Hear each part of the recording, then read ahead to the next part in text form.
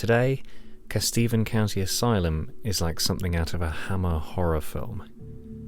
Also known as Rauceby Mental Hospital, the complex of haunting, crumbling ruins has a ghostly and intense feeling to it, echoing with the memories of thousands of patients who've come and gone through these doors over the 95 years it was open. Over the last 200 years, mental health problems have been poorly understood, underdiagnosed, and treatments remain limited, though new research into management strategies is revealing some potentially revolutionary new options, such as psilocybin therapy or transcranial magnetic stimulation. Kesteven County Asylum opened in 1902. It was designed by George Hine in what is known as the echelon layout.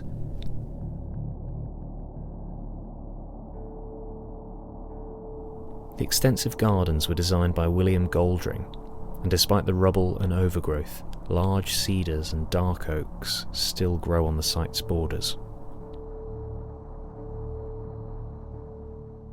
Largely constructed of red brick with ashlar lintels, the buildings are elegant if not a little spooky. While the outer shells are intact, the interiors have been gutted and only show traces of their original appearance inside.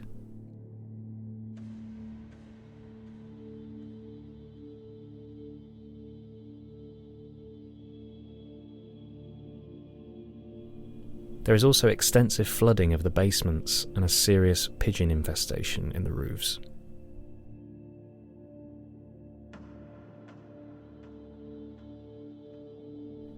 In 1900, the main focus of psychiatry was care and control, rather than cure.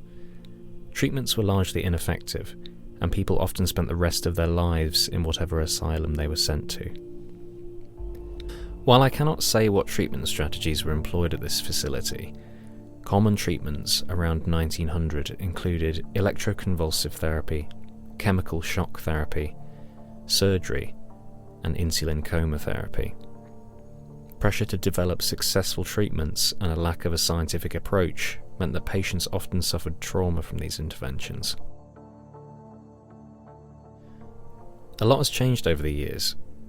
Having worked for a period of time in a modern mental health hospital, I've seen people who have benefited hugely from modern psychiatric interventions, though challenges remain and our understanding is still far from complete. Treatments like electroconvulsive therapy are still utilised, but now have an evidence base to support their use and a protocol to ensure that they are done safely.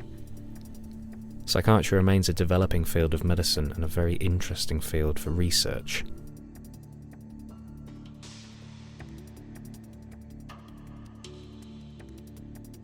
In 1940, the asylum was turned over to the Royal Air Force, and it became a burns unit, where some innovative and pioneering plastic surgery was undertaken by members of the Guinea Pig Club, such as Archibald McIndoe.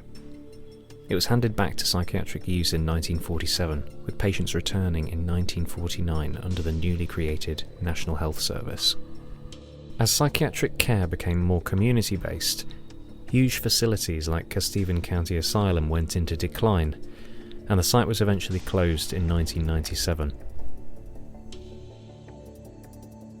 It has remained derelict ever since, and the site is now a haven for rebellious youths, pigeons, and other wildlife such as muntjac, which we saw roaming the gardens during our visit. The former isolation unit still functions today as an inpatient adolescent mental health unit. The chapel has been restored, and it would be great to see more of the buildings converted into functioning accommodation or businesses, though it's likely that most of the site will eventually be demolished.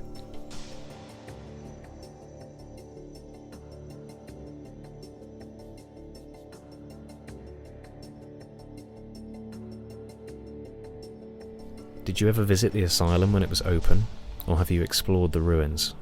Let me know in the comments below. As always, thank you for watching.